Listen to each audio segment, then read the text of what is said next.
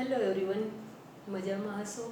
ઘરમાં રહીને રોજે રોજનું લેસન કરતા હશો, જરૂરિયાત વગર બહાર નહીં નીકળતા. બહાર પરિસ્થિતિ ખરાબ છે. વારંવાર સૂચના આપું છું, સ્ટે હોમ સ્ટે સેફ. પ્રકરણ 2 આપણે આગલા વિડીયોમાં ચીજવસ્તુ અને સેવા અને એના પ્રકારો પણ જોઈ ગયા છીએ. હવે એમાં જ આપણે આગળનો મુદ્દો લઈએ તો હવે જે મૂળભૂત ખ્યાલો અને સંકલ્પનાઓ છે એમાં ખ્યાલ અને સંકલ્પના સમજવાની છે કે અર્થશાસ્ત્રમાં સંપત્તિ કોને કહેવાય અને સંપત્તિ અને કલ્યાણ વચ્ચે સંબંધ શું છે. એટલા માટે હવેનો મુદ્દો છે સંપત્તિ અને કલ્યાણ.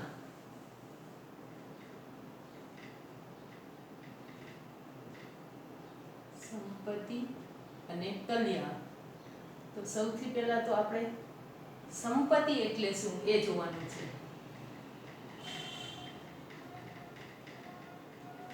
સંપત્તિનો અર્થ, કારણ કે આપણે માણસ જીવે છે ત્યાંથી શરૂ કરીને મૃત્યુ સુધીમાં જે કંઈ આર્થિક પ્રવૃત્તિઓ કરે છે એનો મુખ્ય ઉદ્દેશ શું છે? સંપત્તિ ભેગી કરવાની. આપણી પાસે જમીન હોય, મકાન હોય, ગાડી હોય, બંગલા હોય, આ બધાના સ્વરૂપે આપણે ક્યાંક ને કંઈક એકત્રિત કરવું છે. કારણ કે શા માટે બધું એકત્રિત કરીએ છીએ? તો કે ભાઈ વૃદ્ધાવસ્થામાં હાથ પગ ન ચાલે એવી પરિસ્થિતિમાં જો આવી સંપત્તિ ઊભી કરેલી હોય તો આપણે પરતંત્ર ન જીવવું પડે, પરવશ ન થવું પડે, બીજા ઉપર આધારિત ન રહેવું પડે. એટલે માણસની આ મૂળભૂત વૃત્તિ હોય કે ભાઈ એ જન્મે છે અને આર્થિક પ્રવૃત્તિ કરે છે ત્યારે સંપત્તિ એકઠી કરવી. તો સંપત્તિનો અર્થ સૌથી પહેલાં તો આલ્ફ્રેડ માર્શલે આપેલો અર્થ આપણે જોવાનો છે. જે વસ્તુ ઉપયોગી હોય, અછતવાળી હોય અને વિનિમય પાત્ર હોય, સાથે સાથે જેની વ્યક્તિગત માલિકી હોય તેને સંપત્તિ કહેવાય. કારણ કે જે જરૂરિયાત પર સંતોષી શકે. એટલે આમાં 5 બાબતો યાદ રાખવાની છે આલ્ફ્રેડ માર્શલની વ્યાખ્યામાં. એક તો જે વસ્તુ ઉપયોગી હોય, આ પહેલી બાબત. બીજું, એ વસ્તુ અછતવાળી હોય તો જ એની કિંમત વધે, તો જ આપણે ભેગી કરીએ ને, તો જ એનું વિનિમય મૂલ્ય હોય. એટલે પહેલી વસ્તુ, એ વસ્તુ ઉપયોગી હોય. બીજું, અછતવાળી હોય. ત્રીજી વસ્તુ, એ વિનિમય પાત્ર હોય. જેના પર વ્યક્તિગત માલિકી હોય તો એને સંપત્તિ કહેવાય. 4 બાબતો યાદ રાખો તો 5મી વસ્તુ આવશે સંપત્તિ. એટલે માર્શલની સંપત્તિની વ્યાખ્યામાં ઉપયોગી હોય, અછતવાળી હોય, વિનિમય પાત્ર હોય, યાદ રાખવાનું છે. માર્શલે આપેલી વ્યાખ્યા, આલ્ફ્રેડ માર્શલ. સંપત્તિ કોને કહે છે? તો કે જે વસ્તુ, કઈ બાબત કીધી છે? જે વસ્તુ ઉપયોગી હોય. હું આડી લાઈનમાં નથી લખતી, મુદ્દાના સ્વરૂપમાં ઊભી લખું છું એટલે તમે યાદ રાખી શકો. જે વસ્તુ ઉપયોગી હોય, બીજું હતું અછતવાળી હોય, ત્રીજું હતું વિનિમય પાત્ર હોય. ઉપયોગી હોય, અછતવાળી હોય, વિનિમય પાત્ર હોય, ખરીદ વેચાણ થઈ શકે એનો મતલબ, વિનિમય પાત્ર હોય અને પછીનું વાક્ય બહુ મહત્વનું છે, જેના પર વ્યક્તિગત માલિકી હોય. અને જેના પર વ્યક્તિગત માલિકી હોય.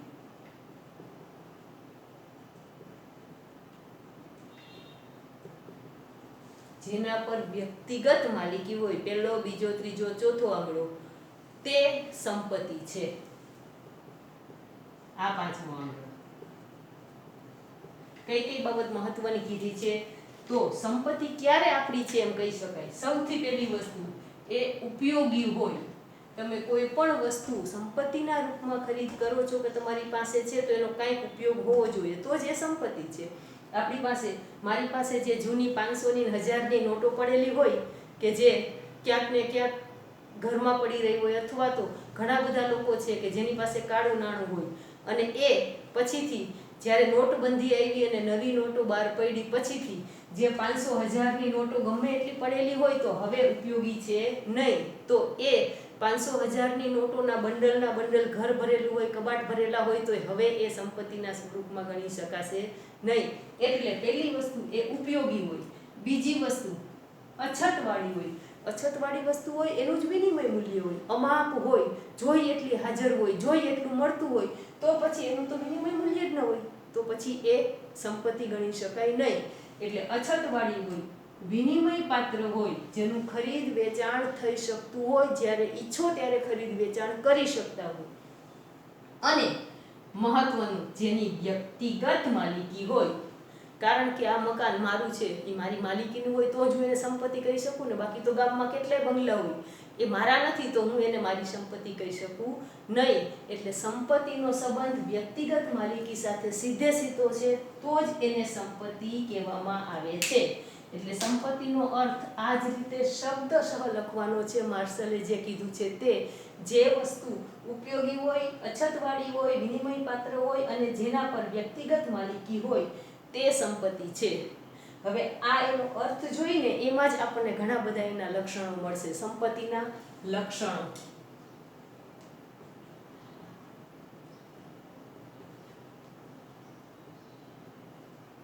એના અર્થમાંથી જ આપણને ઘણા લક્ષણો તો જુદા પાડી શકીશું. કારણ કે સૌથી પહેલું લક્ષણ જો આપણે જોઈએ તો એ ઉપયોગિતા મૂલ્ય ધરાવે છે. આ પહેલું જ છે ને, તે ઉપયોગિતા મૂલ્ય ધરાવે છે. જો ઉપયોગિતા મૂલ્ય ધરાવે નહીં તો પછી એનું વિનિમય મૂલ્ય થાય જ નહીં. કોઈ વસ્તુ એને ખરીદે જ નહીં કોઈ વ્યક્તિ, અથવા એ ક્યાંય ઉપયોગી જ નથી તો એ વસ્તુને સંપત્તિ તરીકે આપણે ગણી શકીએ નહીં. એટલે એ વસ્તુ ઉપયોગિતા મૂલ્ય ધરાવે છે, માનવીની જરૂરિયાતને એ સંતોષે છે, અને સંતોષે તો જ ઉપયોગિતા મૂલ્ય ધરાવી શકે. આપણી પાસે જમીન હોય, મકાન હોય, સોનું હોય, આ બધું ઉપયોગિતા મૂલ્ય ધરાવે છે. અને એટલે તો માણસ એનો સંગ્રહ કરે છે કે જ્યારે ઈચ્છે ત્યારે એને વેચીને પોતાની જરૂરિયાત સંતોષી શકે. એટલે પહેલી વસ્તુ તે ઉપયોગિતા મૂલ્ય ધરાવે છે, એ એનું પહેલું લક્ષણ છે. બીજું, તે અછતવાળી હોવી જોઈએ, તેની અછત હોય. તો બીજું જે વ્યાખ્યા છે એમાંથી તમને એને આ લક્ષણો મળશે. તેની અછત હોવી જોઈએ.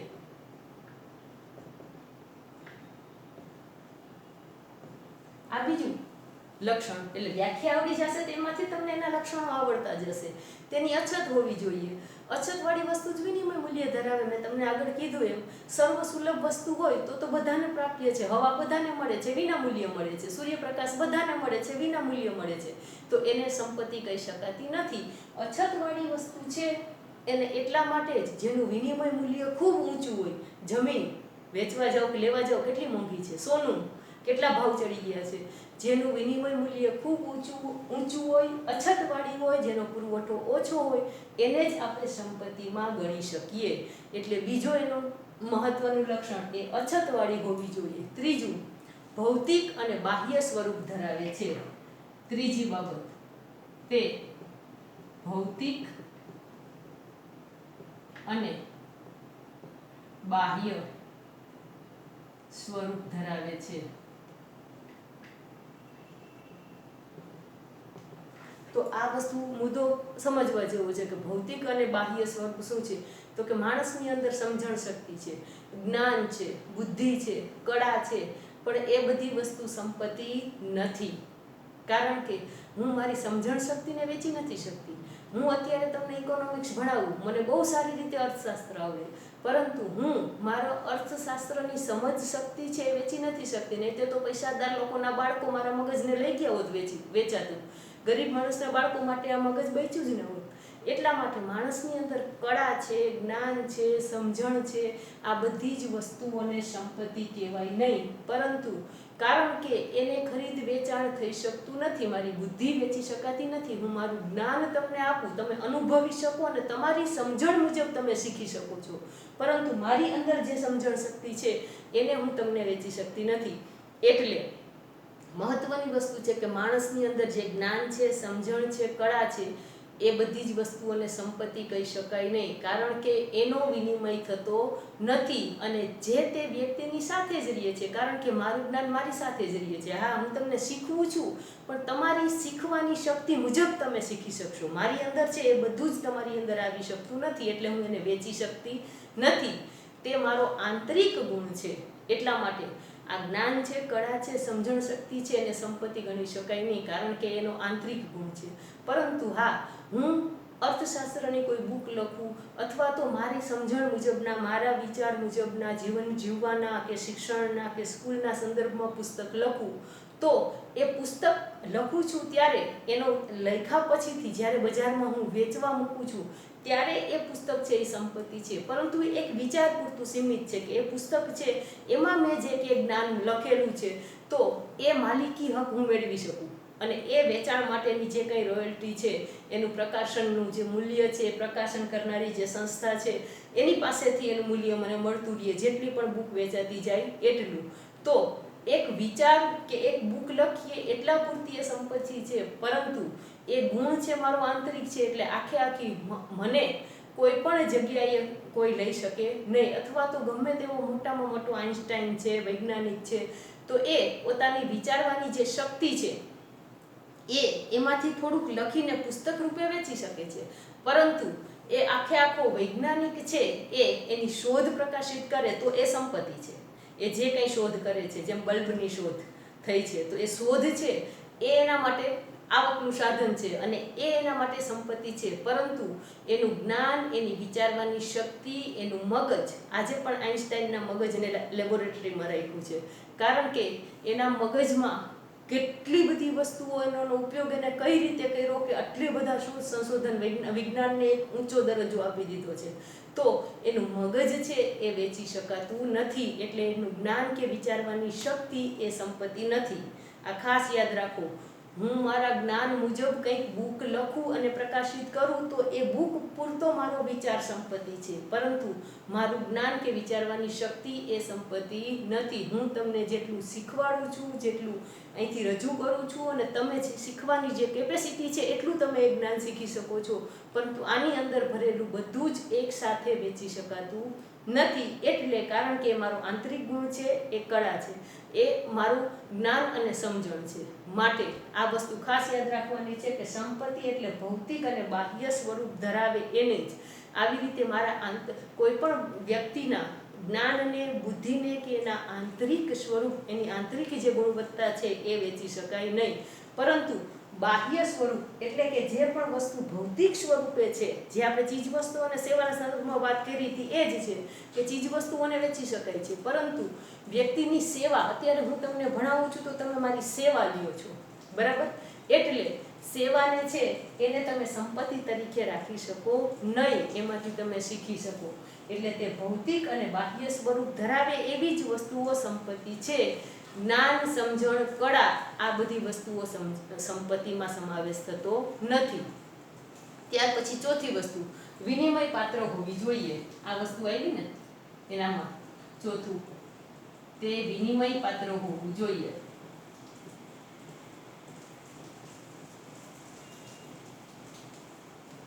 કોઈ પણ વ્યક્તિ કોઈ પણ જગ્યાએ જમીન ખરીદશે ને ત્યારે જોશે કે ભાઈ ફરીથી વેચવા જાય ત્યારે એનું શું મૂલ્ય આવશે.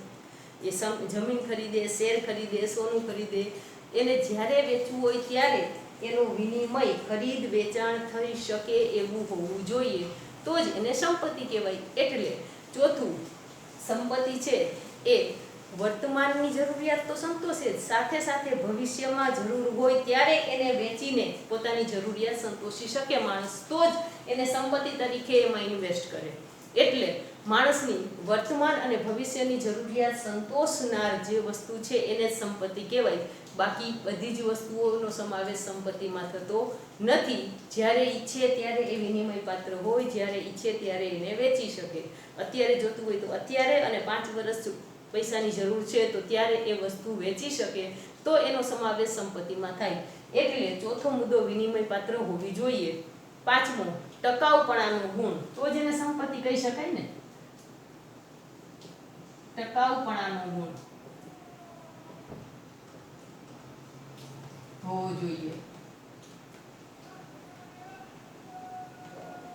કોઈ પણ વસ્તુમાં તમે રોકાણ કરો એ 1-2 વર્ષમાં બગડી જવાનું હોય તો પછી એનું તો કાંઈ મૂલ્ય જ ન આવે. એટલે નાશવંત વસ્તુને સંપત્તિ કહેવાતી નથી. જે વસ્તુ ટકાઉ છે, લોકો જ્યારે મૂડીરોકાણ કરે છે ત્યારે શેરમાં રોકે, સોનામાં રોકે, જમીન, મકાન, આ બધામાં રોકે, કારણ કે એ ટકાઉ છે, લાંબા ગાળા સુધી રહે છે. એટલે જે ટકાઉ વસ્તુ છે એને સંપત્તિ કહેવાય. નાશવંત વસ્તુને સંપત્તિ ન કહેવાય. પણ યાદ રાખો, નાશવંત વસ્તુને પણ હવે કોલ્ડ સ્ટોરેજનો જમાનો આવ્યો છે. એટલે ઘણા બધા એવા છે કે બટેટા કોલ્ડ સ્ટોરેજમાં ભરે છે, એવી કેટલી વસ્તુઓ કોલ્ડ સ્ટોરેજમાં ભરે છે અને જરૂરિયાતના સમયે વેચીને ખૂબ વધારે પૈસા કમાય છે. તો આવા સમયમાં અમુક નાશવંત વસ્તુઓ પણ સંપત્તિ બની શકે છે, કારણ કે કોલ્ડ સ્ટોરેજમાં એ વસ્તુ લાંબો સમય સુધી ટકી શકે છે, તો પછી એ ટકાઉ વસ્તુ બની જાય છે. એટલે રેર કેસમાં એવું બને કે જે કોલ્ડ સ્ટોરેજમાં સાચવીને જેને લાંબા સમય સુધી સાચવે છે અને પછી વેચીને આવક મેળવે છે, તો એ સંપત્તિ છે. એટલે સંપત્તિના સંદર્ભમાં આ 5 લક્ષણો યાદ રાખવાના છે. ઉપયોગિતા મૂલ્ય ધરાવે, અછતવાળી હોવી જોઈએ, ભૌતિક અને બાહ્ય સ્વરૂપ ધરાવતી હોવી જોઈએ, વિનિમય પાત્ર અને ટકાઉપણાનો ગુણ હોવો જોઈએ. એના અર્થ સમજી જાઓ તો પણ એના લક્ષણો આપણને એની સાથે જ આવડી જાય છે. હવે આપણે આમાં આગળ ભણીએ સંપત્તિના પ્રકારો. અર્થ અને લક્ષણો જોઈ ગયા. હવે સંપત્તિના પ્રકાર.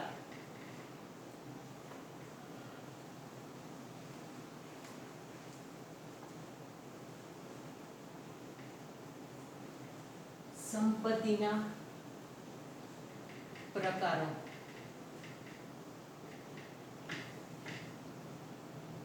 સંપત્તિ શરૂ કર્યું એમાં જ સૌથી પહેલો એનો અર્થ જોયો, પછી એના લક્ષણો જોયું.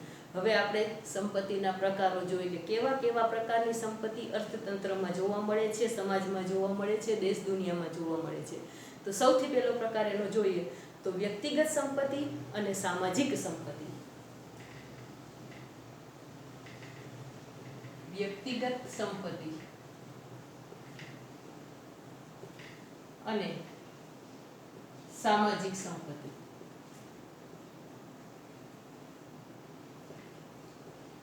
તો આપણે આગલા લેક્ચરમાં બહુ સરસ રીતે આખો તફાવત જોઈ ગયા વસ્તુઓના પ્રકારમાં, ખાસ કરીને કે વ્યક્તિગત એટલે કે ખાનગી વસ્તુ અને જાહેર વસ્તુ. તો આ ખાનગી વસ્તુમાં જે કંઈ લખ્યું એ બધું વ્યક્તિગત સંપત્તિ છે, અને જાહેર વસ્તુમાં આપણે જે કંઈ શીખી ગયા કે ભણી ગયા એ બધું સામાજિક સંપત્તિ છે. દાખલા તરીકે જાહેર બગીચો તો એ સામાજિક સંપત્તિ છે, અને કોઈ એક વ્યક્તિનું કારખાનું, એક વ્યક્તિનું ઘર તો એ વ્યક્તિગત સંપત્તિ છે. એટલે વ્યક્તિગત સંપત્તિ અને સામાજિક સંપત્તિ એમાં ડિટેલમાં હવે તમને યાદ જ હશે, મારે ડિટેલમાં વધારે કંઈ કહેવાની જરૂર જ નથી. એક વ્યક્તિના વપરાશ માટે વ્યક્તિગત માલિકી હોય, વપરાશ વ્યક્તિગત રીતે નક્કી કરતી હોય, એ બધી વ્યક્તિગત સંપત્તિ. અને સામાજિક સંપત્તિ તો કે જાહેર સંસ્થા અથવા તો સરકારની માલિકી હોય, એનો નિર્ણય પણ સરકારના નીતિ નિયમ મુજબ લઈને વપરાશ થતો હોય, તો એ સામાજિક સંપત્તિ છે. એટલે જાહેર રસ્તા, રોડ, બગીચા, આ બધી જ વસ્તુઓ છે એ સામાજિક સંપત્તિ છે. ત્યાર પછી આવશે રાષ્ટ્રીય સંપત્તિ અને આંતરરાષ્ટ્રીય સંપત્તિ.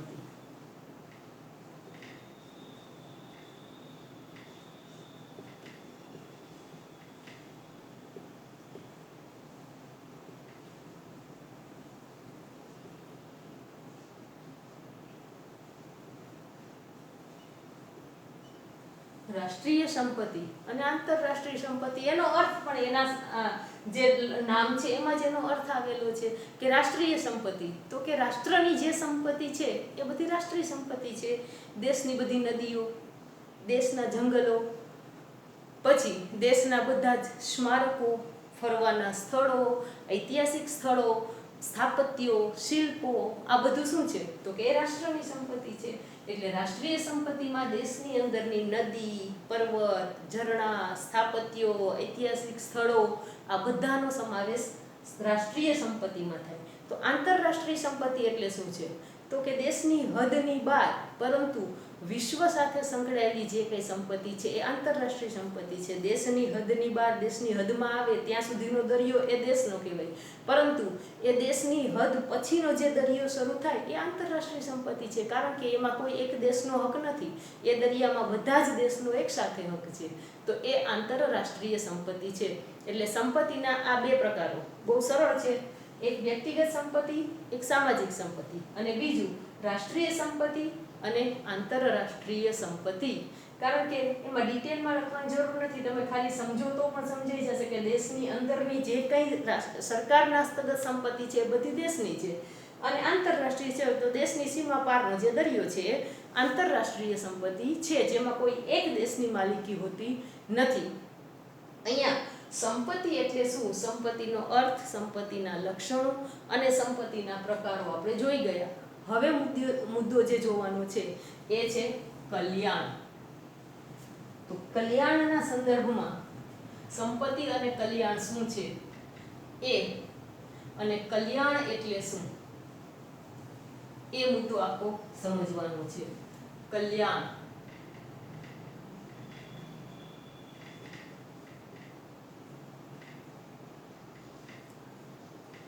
જ્યારે કલ્યાણ એટલે કે સારું થવાની વૃત્તિ. તો કલ્યાણ એટલે શું? જીવન ધોરણમાં સુધારો થાય માણસના, તો માણસનું કલ્યાણ થયું છે એમ થાય. આપણે સમજતા કોઈને પગે લાગે તોય આમ આશીર્વાદના રૂપમાં એવું કહેતા હોય કલ્યાણ હો. તો એ કલ્યાણ હો એટલે શું છે? તો એને જીવનમાં સારી સ્થિતિનું નિર્માણ થાય તો એનું કલ્યાણ થયું કહેવાય. એટલે આર્થિક સંદર્ભે જોઈએ ને તો ભૌતિક જીવન ધોરણમાં સુધારો અને સારી સ્થિતિનું નિર્માણ એટલે કલ્યાણ. સાદા શબ્દમાં આપણે જોઈએ તો આર્થિક દ્રષ્ટિએ ભૌતિક જીવન ધોરણમાં સુધારો, ભૌતિક જીવન ધોરણમાં સુધારો. આપણે ઘણી બધી વખત એવું બોલતા હોય છે કે ભાઈ એના ઘરમાં એનો એક છોકરો ભણીને ડૉક્ટર બની ગયો તો આખા કુટુંબનું કલ્યાણ થઈ ગયું. આ શબ્દ આપણે વાપરીએ છીએ ને. તો જ્યારે એક વ્યક્તિ ખૂબ સારું જ્ઞાન મેળવે છે ત્યારે આખા કુટુંબનું જીવન ધોરણ સુધરે છે. એટલા માટે ભૌતિક જીવન ધોરણમાં સુધારો અને સારી સ્થિતિનું નિર્માણ અને સારી સ્થિતિનું નિર્માણ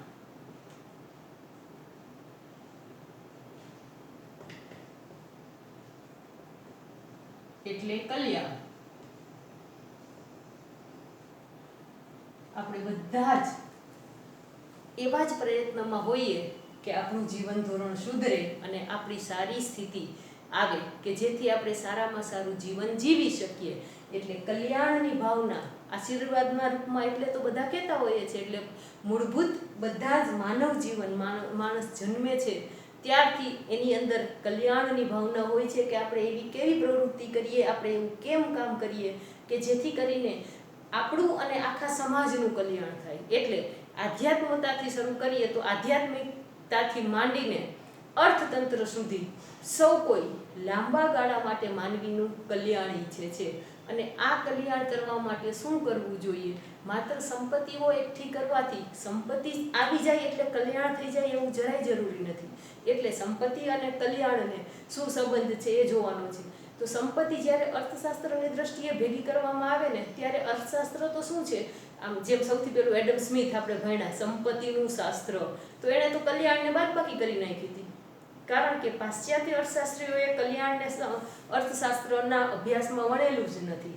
પરંતુ આપણે કૌટિલ્યનું અર્થશાસ્ત્ર જોયું તો એમાં એણે કલ્યાણ સાથે સાથે જોડેલું, એટલે તો એને અર્થનીતિશાસ્ત્ર કહેવાય છે. જ્યારે અર્થશાસ્ત્રના અભ્યાસનો વૈજ્ઞાનિકપણે જ્યારે અભ્યાસ શરૂ થયો અને એ અભ્યાસ એડમ સ્મિથે શરૂ કર્યો પછીથી એણે કલ્યાણને કાઢી નાખ્યો છે. બસ સંપત્તિ છે અને સંપત્તિની વ્યવસ્થા અને વેચણી કેમ કરવી એનો પ્રશ્ન છે. એટલે એ કલ્યાણને એમાં લેતા નથી. પરંતુ જો સંપત્તિની વેચણી ન્યાયપૂર્ણ રીતે થઈ હોય તો સ્વાભાવિક છે કે લોકોનું કલ્યાણ આપોઆપ થઈ જાય. એટલે અધ્યાત્મથી માંડીને અર્થશાસ્ત્ર સુધી બધા જ એક જ વસ્તુ કે લાંબા ગાળા માટે માનવીનું કલ્યાણ કઈ રીતે થાય એનો અભ્યાસ કરે જ છે. પણ બધાના અભ્યાસમાં એ જુદા જુદા મુદ્દા અને જુદા જુદા સ્વરૂપમાં લીધેલું છે. અને કલ્યાણનો સંબંધ કોની સાથે છે? તો કે કલ્યાણનો સંબંધ વૃદ્ધિ સાથે નથી, વિકાસ સાથે છે. વૃદ્ધિ એટલે માત્ર આવકમાં વધારો, પણ વિકાસ એટલે શું છે? તો કે માણસના જીવનમાં ગુણાત્મક પરિવર્તન આવે તો કલ્યાણ થયું છે એમ કહેવાય. બેરોજગારી ઘટે, ગરીબી ઘટે, લોકો સારી આવક મેળવતા થાય, એનું જીવન ધોરણ સુધરે, શિક્ષણનું પ્રમાણ વધે, તો આ ગુણાત્મક પરિવર્તન થયું ને. અને આ ગુણાત્મક પરિવર્તન થાય તો લોકોનું કલ્યાણ થયું, સ્વાભાવિક છે. અને ગુણાત્મક પરિવર્તનની સાથે સાથે બીજી વસ્તુ છે, આવકની વહેંચણી યોગ્ય રીતે થાય. જે આપણે વૃદ્ધિની વાત કરીએ તો રાષ્ટ્રીય આવકમાં વધારો જ બતાવે છે વૃદ્ધિ તો, પણ એ રાષ્ટ્રીય આવક દર વર્ષે વધે છે એ લોકોની વચ્ચે ન્યાયપૂર્ણ રીતે વેચાય છે કે મુઠ્ઠીભર લોકોના હાથમાં જતી રહે છે? તો પછી મુઠ્ઠીભર અમીરો હોય ને બાકીના બધા જ ગરીબ હોય, તો પછી દેશનું કલ્યાણ થઈ શકે નહીં. એટલે જે કલ્યાણની વાત છે એને સીધે સીધો સંબંધ વિકાસ સાથે છે. જો દેશનો વિકાસ થયો છે એમ કહી શકાય તો બે વસ્તુ મહત્વની છે. એક તો લોકોના જીવનમાં પરિવર્તન થાય, જીવન ધોરણ સુધરે અને એ ગુણાત્મક પરિવર્તન લાવે. અને આવું જીવન ધોરણ બધા જ લોકોનું ક્યારે સુધરે? તો કે જે રાષ્ટ્રીય આવક છે એની વેચણી ન્યાયપૂર્ણ થાય. બધાના માથાદીઠ આવક આપણે જે રીતે ગણીએ છીએ કે ભાઈ દેશની કુલ રાષ્ટ્રીય આવકને વસ્તી વડે ભાગીએ તો માથાદીઠ આવક મળે, પણ હકીકતે બધાની માથાદીઠ આવક એવી હોતી નથી. આપણે કહીએ કે મુકેશ અંબાણીની, મારી અને તમારી બધાની માથાદીઠ આવક સરખી નથી, પરંતુ એક આપણને વસ્તી વડે ભાગવાથી રેશિયો મળે છે. પરંતુ આ આવક જનરલી લોકોમાં વેચાય, જ્યારે સારી રીતે ન્યાયપૂર્ણ વેચાય તો લોકો સારી સ્થિતિમાં જીવી શકે. એટલે કલ્યાણનો સંબંધ લોકોના વિકાસ સાથે છે. એટલે જો ઓલ ઓવર વિકાસ થશે અને જન સમુદાયમાં ગુણાત્મક પરિવર્તન આવશે તો કલ્યાણ થયું છે એમ કહી શકાય. હવે કલ્યાણ અને સંપત્તિ અને કલ્યાણ એની વચ્ચે શું સંબંધ છે એ જોઈએ તો વ્યક્તિની સંપત્તિ વધે તો વ્યક્તિનું કલ્યાણ થાય, આવું આપણે કહીએ છીએ સ્વાભાવિક રીતે. હવે આનો સંબંધ જોઈએ, સંપત્તિ અને કલ્યાણ. તો વ્યક્તિની વાત કરીએ તો વ્યક્તિની સંપત્તિ વધે તો વ્યક્તિનું કલ્યાણ થયું એમ કહેવાય. કારણ કે કોઈ પણ રીતે તમે ભણો ગણો, મોટા થાવ, વધારે આવક મેળવો અને વધારે સારું ઊંચું જીવન ધોરણ જીવો તો તમારું કલ્યાણ થયું છે એમ કહી શકાય. પરંતુ દેશની વાત કરીએ તો દેશની સંપત્તિ વધે તો દેશનું કલ્યાણ થાય જ એમ કહી શકાય નહીં. દેશની વાત કરીએ એની સંપત્તિ વધે તો દેશનું કલ્યાણ થાય જ એમ કહી શકાય નહીં. શા માટે? હમણાં જ મેં તમને આખી વસ્તુની ચર્ચા કરી કે દેશનું કલ્યાણ થાય જ દેશની સંપત્તિ. તો આપણે સ્વતંત્રતા થયા પછીથી ભારત દેશની રાષ્ટ્રીય આવકમાં સતત વધારો થયો છે, ક્યારેય ઘટાડો થયો જ નથી. એનો મતલબ કે દેશની સંપત્તિમાં તો વધારો થયો જ છે, પરંતુ દેશનું કલ્યાણ થયું છે એવું નથી કહી શકાતું. કારણ કે હજી આપણે ગરીબીના પ્રશ્નો એવડા જ છે, બેરોજગારીના પ્રશ્નો એવડા જ છે. તો આ પ્રશ્નો જ્યાં સુધી ન હટાડી શકીએ ત્યાં સુધી દેશનું કલ્યાણ થયું છે એવું કહી શકાય નહીં. એટલે દેશની સંપત્તિ વધે તો દેશનું કલ્યાણ થાય જ એવું કહી શકાય નહીં. પરંતુ દેશનું કલ્યાણ ક્યારે થઈ શકે, કેવા સંજોગોમાં? તો મેં તમારી આગળ હમણાં જ વાત કરી હતી કે દેશનું કલ્યાણ કરવું હોય તો મહત્વની વસ્તુ છે કે સંપત્તિની સમાન વેચણી થાય. મુઠ્ઠીભર લોકોના હાથમાં વધારે સંપત્તિ જતી રહે અને ગરીબ લોકો વંચિત જ રહે અને એની પ્રાથમિક જરૂરિયાત પણ પૂરી ન થાય તો પછી દેશનું કલ્યાણ થયું છે એમ કહી શકાય નહીં. એટલે સંપત્તિની અસમાન વેચણી હોય ત્યારે દેશનું કલ્યાણ થતું નથી. આ ખાસ યાદ રાખવાનું છે. દેશનું કલ્યાણ ક્યારે ન થાય? સંપત્તિની અથવા તો આવકની અસમાન વેચણી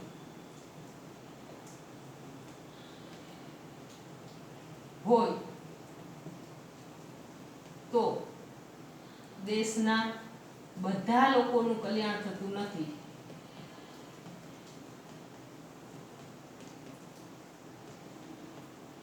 હા, મુઠ્ઠીભર લોકોનું કલ્યાણ થાય પણ ઓલ ઓવર આખા દેશના બધા જ લોકોનું કલ્યાણ થતું નથી. એટલે કલ્યાણને પ્રજાના સામાજિક અને સાંસ્કૃતિક મૂલ્ય સાથે જોડવામાં આવે છે.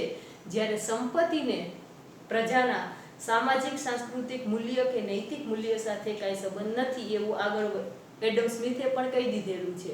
એટલે જ્યારે સંપત્તિ અને કલ્યાણની વાત કરીએ છીએ ત્યારે બે ભિન્નતા જોવા મળે છે. વ્યક્તિગત સંપત્તિ વધે તો વ્યક્તિનું કલ્યાણ થાય છે, પણ દેશની સંપત્તિ વધે તો દેશનું કલ્યાણ થયું છે એવું નહીં કહી શકાય. પરંતુ જો દેશની સંપત્તિ વધે અને આવકની વેચણી ન્યાયિક થાય, બધા લોકોને રાષ્ટ્રીય આવકનો હિસ્સો સરખા પ્રમાણમાં મળે તો દેશનું કલ્યાણ થયું છે એમ કહી શકાય. એટલે અર્થશાસ્ત્રમાં નૈતિક મૂલ્યની વાત નથી. જો નૈતિક મૂલ્યની વાત કોણે કરેલી હતી? કૌટિલ્યએ કરેલી. એટલે તેનું અર્થનીતિશાસ્ત્ર કહેવાતું હતું. પરંતુ એડમ સ્મિથના આવ્યા પછી પાશ્ચાત્ય અર્થશાસ્ત્રીઓએ નૈતિકતાને અર્થશાસ્ત્રના અભ્યાસમાંથી કાઢી નાખી છે કે ભાઈ કઈ રીતે માણસ આર્થિક વ્યવહારો કરે છે, સંપત્તિ મેળવે છે અને એ મળેલી સંપત્તિમાં એ કેવા વ્યવહારો કરે છે, એનું વર્તન શું કરે છે, એનો અભ્યાસ કરતું શાસ્ત્ર છે. એટલા માટે ત્યાં નૈતિક મૂલ્ય નીકળી જાય છે. એટલે સંપત્તિના વધારો થાય એટલે કલ્યાણમાં વધારો થાય જ. દેશની સંપત્તિમાં વધારો થાય તો દેશનું કલ્યાણ વધે જ એવું કહી શકાય નહીં. પરંતુ દેશની રાષ્ટ્રીય આવક વધે, સાથે સાથે આવકની વહેંચણી સુધરે તો દેશના લોકોનું કલ્યાણ થાય. જો આવકની વહેંચણી અસમાન હોય તો કલ્યાણ થાય નહીં. પરંતુ દેશની રાષ્ટ્રીય આવક વધે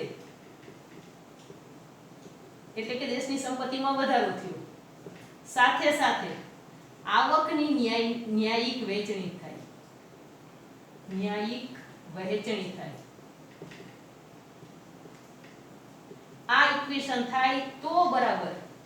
અહીંયા એ ખાસ જોવાનું છે, રાષ્ટ્રીય આવક વધે અને આવકની ન્યાયિક વહેંચણી થાય તો લોકોના કલ્યાણમાં વધારો થાય.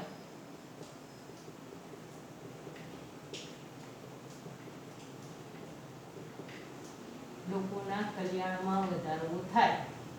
તો આ વસ્તુ આખી આપણે સંપત્તિ અને કલ્યાણ અહીંયા આખો આ મુદ્દો ચર્ચી લીધો છે. સંપત્તિ, એમાં સંપત્તિનો અર્થ, એના લક્ષણો, સંપત્તિના પ્રકારો અને ત્યાર પછી સંપત્તિ અને કલ્યાણ વચ્ચે શું સંબંધ છે તે.